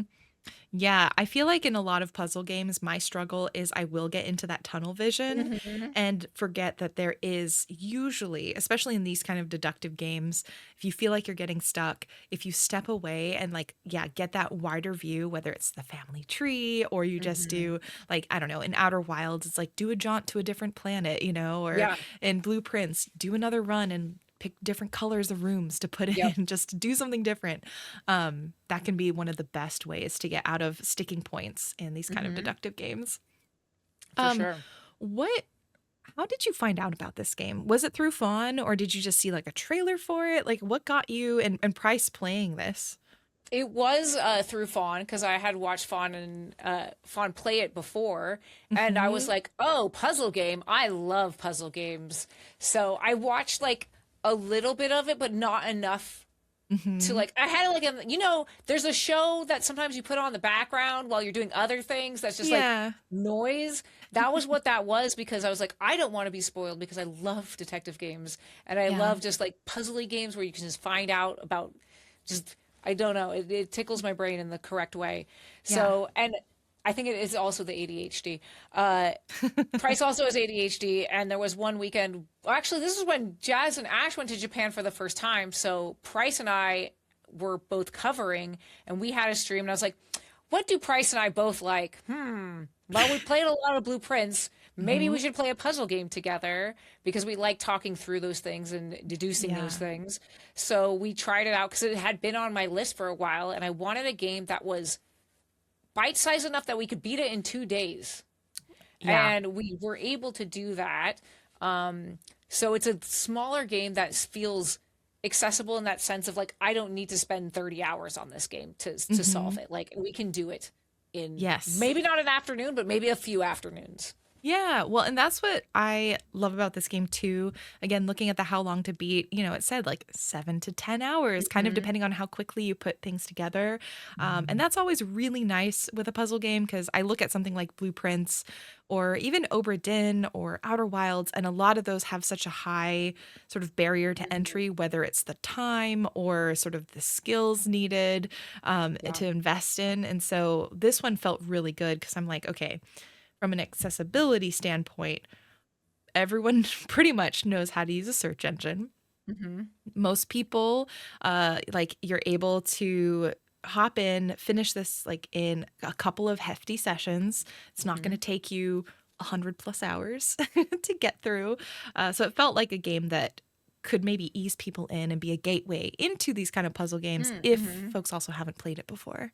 But I also think it is a puzzle game, but it's a puzzle game that I feel like the gameplay aspect of it is unlike most other game like puzzle gameplay. Because I Yeah. feel like this is the first game, like puzzle game that I played that it used the internet as the source to discover what it is. It's all like written text, right? So like Yeah. in no other game have I played where it's like, all right, so here's an article. You start with an article and you're like, great, Hmm. let's see what I can find out in this article. I'm going to click on this person's name. Then we search for that person's name in on the internet search, right? Yeah. And we have 3 articles that show up. All right, now I got to go to this one and click on these names and go back and search that. And like, I don't think I've ever played a game like that. So Yeah. it was a really fun interpretation of puzzle games and a puzzle Yeah. aspect that brought enough nostalgia in there to want to be frustrated and go through the search engine function of being like, oh, I can't find what I'm looking for. And I feel like, Yeah. once again, that harkens to today because now Google has made it so hard Oh my to God. find things because you get more clicks or you're on the internet twice as long if you can't find what you're looking for the first time. So it's Mhm. that sort of frustration as well, but not on the evil side, on the like, oh, Right. I'm just learning how to use this search engine. Yeah, this was back in the good old days of the internet when it was Yeah. hard to find because the internet was young, not because Yeah. AI has ruined the Ruined search everything. Yeah, functionality. Oh my exactly. gosh. Let's go back to that. Um, But yeah, I just like that it took it was a whole different aspect of doing a puzzle in something I hadn't seen before, and that was really exciting. yeah. I wonder because the biggest thing that I think is interesting about this game is that it's genealogical. It's about family trees, Hmm. which to me, I'm into the history of my family. I think it's really cool to learn about like where I've come from, the history of both like on my mom's side because my mom's Korean and Hmm. there's like a really cool history there. On my dad's side, admittedly I know a little bit less cuz I have less contact with that side of the family, but Hmm. still I know a little bit and I know enough to know like some really interesting cool facts about my family. Hmm. Hmm. Um but I am not a genealogy person. Like there are folks who I think really enjoy Yeah. family trees and genealogy. What's your history with that? Like, are you into it? Not? Have you ever I thought about it? I feel like I'm on the same wavelength as you, Jenny, of like Yeah. with my grandparents on my dad's side of the family, they came from Germany. So I'm Hmm. like a third generation German. So there's a lot of aspect of like history of like stuff that I don't know about because I don't live in Germany and my grandparents came over here. So that sort of aspect is super interesting in that fact. And then there's like my mom's side of the family, which came from Canada at some point, but like I have a bad relationship with my mom, so I don't really care about that side of the family per se. But I think more interesting for me, rather than the genealogy aspect, is just the family drama aspect. Because I Hmm. feel like maybe you have a wonderful family, but when you have like a weird family dynamics, Yeah. as a child you don't catch on to things like affairs or why Yeah. why does uncle and aunt so and so not want to hang out with grandma and grandpa? Oh, because grandpa was cheating on biological grandma with current grandma, and you don't realize that when you're a kid, right? Yeah, it's the whole we don't talk about Brunos type situation where it's like, Yeah. oh. And then Do as you feel adult, yeah, someone explains that to you and you're like, "What? Excuse me? What did no one thought to teach me this or tell me this like when I was a teenager? Like I could have right? dealt with that as a teenager, and now I don't find out until like now, as an adult, like a real Right. adult." So that aspect, it was more interesting because as a writer, I also love drama. So, Yeah. and if it's someone else's drama, it's even better.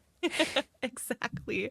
Well, I'm really looking forward to it because I feel like, well, like many families, there's also a lot of drama on my family's side. That what's interesting is like on the surface, you think everything's like totally fine.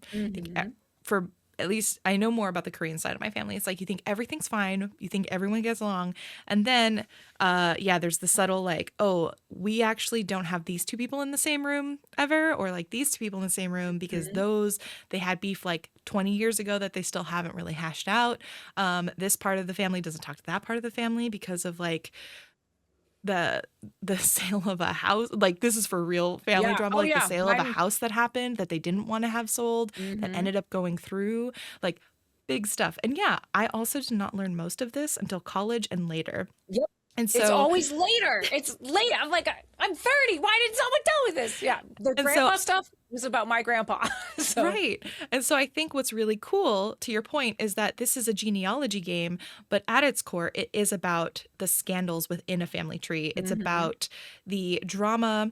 And I think particularly this family is interesting because they have a lot of secrets and they're also very, very rich and yep. famous for a variety Hmm. of reasons.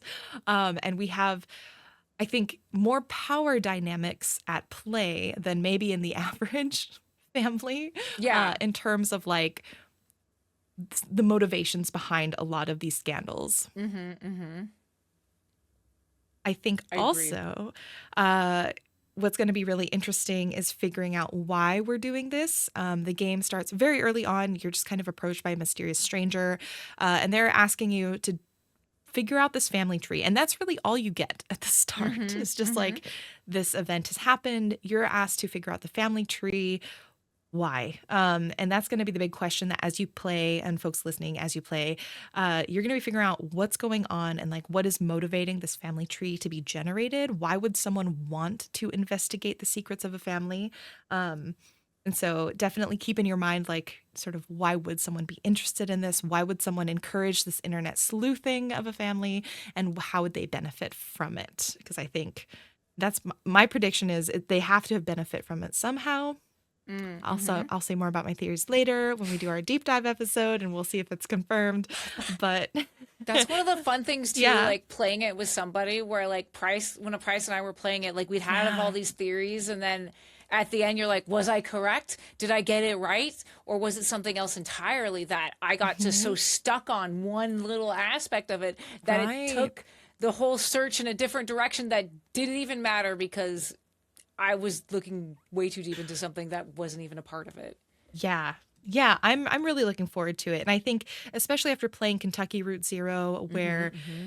every symbol, every word, every shot had like layers upon layers of meaning. I'm looking forward to having this be something that's a bit more straightforward, a Hmm. bit more again, it's very feels very Secession like. I don't know if you've seen Secession, the drama, the TV show. I've heard of it. I haven't watched it yet. I haven't finished it. I actually started watching it a couple months ago in preparation for this, and I I've love kind of that. lost momentum because I've been focusing on things like Pokepia. But Hmm. it feels very Secession coded, where you've got this powerful family with a lot of secrets and drama, and our goal is really to just delve into it. While I haven't finished the game yet, so I can't speak to how much or how little we'll talk about this. I also probably myself will be looking up a little bit more about internet sleuths and sleuthing. I think Mm. what's fascinating about this game is you're taking on the role of a type of person that exists in real life right now. And that's someone Hmm. who sees usually a tragedy happening on the internet, and then sort of playing detective on their own, either solo or with a community of people to try and figure out how to solve the mystery. And I think I've seen instances where online sleuth and detectives have helped cases and like found things, but I've also heard many more examples of how, in a lot of ways, this delves into conspiracy theories. Yep. This can delve into essentially mishandling of cases Yeah. and investigations. And so, what I'm hoping to do as we play is learn a little bit more about this culture of internet sleuthing, because it's admittedly something I don't know a ton about. And I think it's interesting we're getting put into that role. Yeah, I don't even think about stuff like that, you know? So it'll be Yeah. interesting to hear what you find out about that. For Hmm. me, I'm always like, whenever I'm like doing a detective story, I'm Yeah. like, a cab, but this isn't a world that like maybe that doesn't, you know, maybe the world's better. So we suspend our belief and just be like, Yeah. you know, I just want to solve, like, I want to do a puzzle, essentially, you know, and Yeah. I want to solve a mystery, but we're going to forget everything for right now. Right. Yeah, for sure. Well, and it's funny because I'm like, are we a detective in this game officially? I guess technically we're a Maybe. genealogical like expert. So I can't even remember. I just remember Price and I came up with Princess and Princess Detective Agency, and so maybe that's what yes, I'm yeah, drawing from. it's amazing. One thing also that I was thinking about as I was prepping for this game is about like just online privacy Oh, yeah. in Yeah. general, where it's like we're not necessarily the game doesn't directly talk about online privacy necessarily, but I think a lot about how much information you can find about yourself on the internet or about other people on the internet, and how nowadays, especially compared to the 90s, like when we were kids, I feel like you would post anything online. Oh, I would yeah. post anything online. Yeah. And now I'm like, for example, if I ever have a child, I will not be posting their face online. Like that is for me, I'm just like that's a thing that I don't think should happen to kids. They should not have their faces online. Yeah. Um, and things like that are considerations that we did not have in the 90s, at No. least that I can remember. No, it was like we said, or like I said, it was the wild, wild west because Hmm. internet privacy wasn't a thing, you know? And it was so new that there was like, of course, it's still like same real life things, like rules like don't talk to strangers. Like you still abided by those sort of rules, sort of. But when you're like a preteen I and a did not have teenager, I didn't either. I was like, don't talk to strangers in real life. But Absolutely the talk to internet, strangers on the internet. right? Yeah, it's one of those things where, yeah, there just wasn't a lot of safety, and because it was so new, people didn't know what to teach their children or how to even figure out that world. Yeah.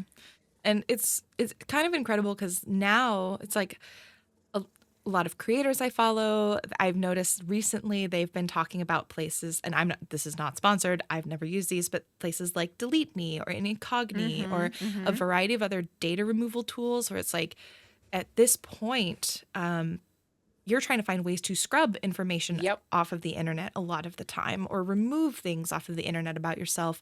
Whereas, yeah, back in the day, I think that was not a consideration at all. And frankly, I guess with these characters, the Roottrees, they're also in a slightly different position because they're somewhat rich and famous, and we'll find out more about that as we play. But I think even for people who are rich and famous, there's an element of how privacy works now because doxing, that's a Yeah. thing Yep. that was not around back then, to my knowledge. We didn't have a name for it, at least. Internet stalking. And so, just as you play, I think even though the game doesn't explicitly address some of these concepts like power, it addressed power, privacy online, or just like what your history with online internet culture was back in the day, it's good to think about because, again, you're re-immersing yourself back in that time. Yeah. And it's different. Definitely. Any additional things that you wanted to like point out or bring up in terms of themes or things people should keep an ear out for as they play? The one thing that I wanted to discuss, and maybe this is just because, like, my experience with putting this up on YouTube and stuff like that is how obsessed society is with the rich and famous, and how much forgiveness we give to rich and famous people because they are rich and famous. Yes. Like, oh my God. like this is in the beginning. You find out we've already talked. The Rootrees are rich, right? We know this. They're billionaires, and they are dead. and some of them are dead. Yeah. You know, that's all we know. But just in that, like, coming from a standpoint of like how we know there's no such thing as an ethical billionaire, or like talking about like points like that, I had a lot of pushback on it, because I was like, oh, I don't care that they're dead. They're billionaires. Like, why would I care about this? Right. So like, just that aspect of like how even people who, like, I say normal, but like the average person who's like loves celebrities, loves like the gossip, like how obsessed our society has become with people that are rich and famous, and how even that bleeds over into a game, and how like I can't even be like flippantly like, oh, I don't care because they're billionaires, and how people be like, how dare you not care about someone's life because they're a billionaire? And I'm like, media literacy, please. Right. Please. Or just like how wild it is for people to have these obsessions because of how rich they are, or because how famous they are. Right. And it's just like that unhealthy, dependency on that kind of stuff. Yeah. And I think there's an interesting sort of feeling I think people have, where it's like, if you're rich and famous, we also have the right to know all this stuff about you. Yep. We have like you have put yourself in the limelight, thus we deserve to know all of this about you. And yeah, so not only do I think you're absolutely right, also we forgive a lot of the rich and famous that we would not forgive of people just in our own lives. It's like on a daily basis. And then it's coupled with this admiration and sort of obsession that I think will be really interesting, because again, our role in this game is to learn all we can about them, and how will that affect our relationship? Like, I'm very curious as I learn about this family, what I will end up feeling about them. Yeah. And so that's something I'm going to actually make sure to write down in my journal so that I can clock like what I'm doing there and figure out, how that evolves as I play, because I have my feelings currently. Yeah. And so I'm curious to see by the end, after spending so much time learning about this family, what I feel for them. Yeah. I'm so excited I'm so excited to hear like your entire community too, and like their feelings on it. And because there is an aspect of like, always with like narrative games, that you want to have a connection with these characters, but on the other hand, you're also trying to not have a connection with these characters and do this as like your job. Like this isn't something you have a connection to. You're just looking into it. So yeah, it's a very fun narrative look at a puzzle game, and I enjoy that. Yeah. So for folks interested in playing again, our episode that will be the spoiler episode, deep dive discussion, is coming out on March 24th. So keep an eye out for that. So if you're wanting to finish the game ahead of the podcast, you can aim for that date. But our hangout's not until the 28th. So you have the entire month to play it. I would recommend hopping into Discord especially if you're getting stuck and you'd like a community of folks who are also playing a game at the same time. Come in, talk in the thread, ask for help. There's wonderful people there who are very helpful, many of whom have finished the game, many of whom haven't. So we've got a really good mix, I think, of people participating. And I would say, yeah, just have fun with this. I'm really looking forward to it. And for this month's reflection question, I thought, especially after last month, keep it a little bit more light, a little bit more breezy. I'd love to hear some of your memories of the early internet, whether it was the first website that you loved, some of the first places you went to, some of the first things you learned. I want to highlight for mine. And this is how also I knew times were simpler back then. One of my favorite early internet websites was the Hamster Dance website. Yes. I remember my brother and I would come home. Work? I don't know. We should try it. I'm gonna do it. Please do. Yeah, look this up, see if we can get it live, figure it out if it works here. I remember my brother and I would come home after school and we would watch the hamster dance, which, to be clear, this was not a video. This was a browser page that you would just scroll down that had animated GIFs of hamsters. Yeah, and a song. And a song. And a which very, is one of the most annoying songs ever because it loops. Hold on. I found an image of the animated GIFs that would I wonder play. if it's on the Wayback Machine. But yeah, so if you are signed up to the newsletter, you can just respond back with one of your memories. If you're in the Discord, feel free to just type it in the thread. I'd love to hear it. If there's a link that's live still, feel free to share it. And I'd love to include, be sure to give permission if I have permission to include some of your responses in the next podcast. I won't ever share quotes unless given permission. So I got a couple questions about that last month. And so I want to clarify, if you email me, I'm not going to automatically say it on the podcast. I always make sure to either ask for permission if it's something I'd love to share, or if you've already given permission, I will just know I can share it. So there we go. Were you able to find it? I wasn't able to find the hamster dance, but because it was on like the ancient internet website. Here's some fun like lore. One that I have that is also like that was called Pocket Bishonen and Pocket Bishojo. You remember? Oh you remember. God, I had forgotten until you just said the words right now. Oh I'm my so gosh. sorry to unlock this poor memory. Wow. So it was just pictures. It was literally just pictures of like your favorite anime or video game characters that you would be like, I caught this Bishonen, which is pretty boy. And then in Bishojo, pretty girl, in Japanese. So it would be like, I caught Hero from Gundam Wing, or, and it would just be a list of all your favorite characters, or Ranma from Ranma 1/2. And I just remember like saving those images, printing them out, having them like all on like one like piece of paper and be like, these are the ones that I caught. You did nothing. You just saved the piece of paper. You saved the image. Yeah. But it was so fun to be like, here are all my internet loves, or here are like my fandoms. And you could show them in a Pokemon style way. It's so funny because now I totally forgot. I did the same thing. And I remember my mom getting so mad because also printer ink, not cheap. Oh, no. Paper, and she would be so pissed. That's at why we me. did them at the the library. Yeah. Oh, you were smarter. I never did it at school.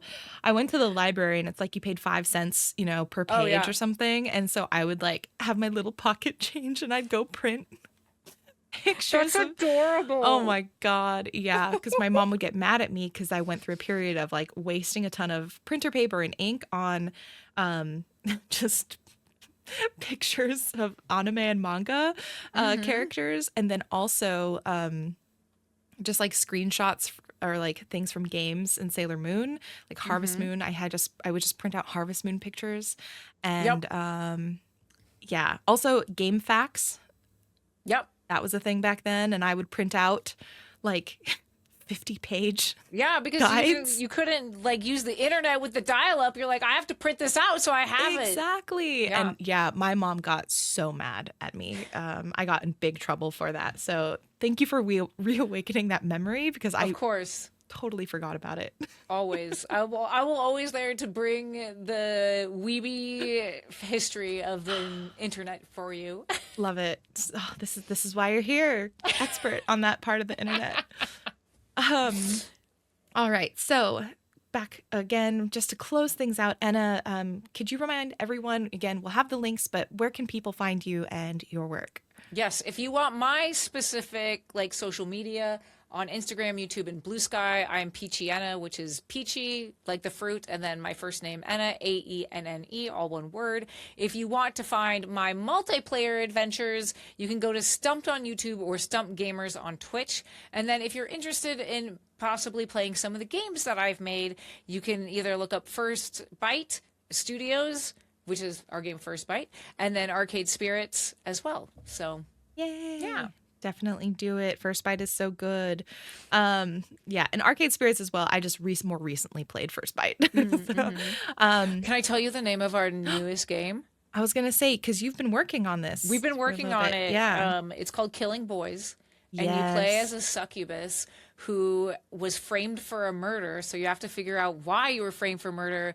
And you also have to kill your boss CEOs who are demons. So Damn. it's going to be fun. It's a sounds very really good.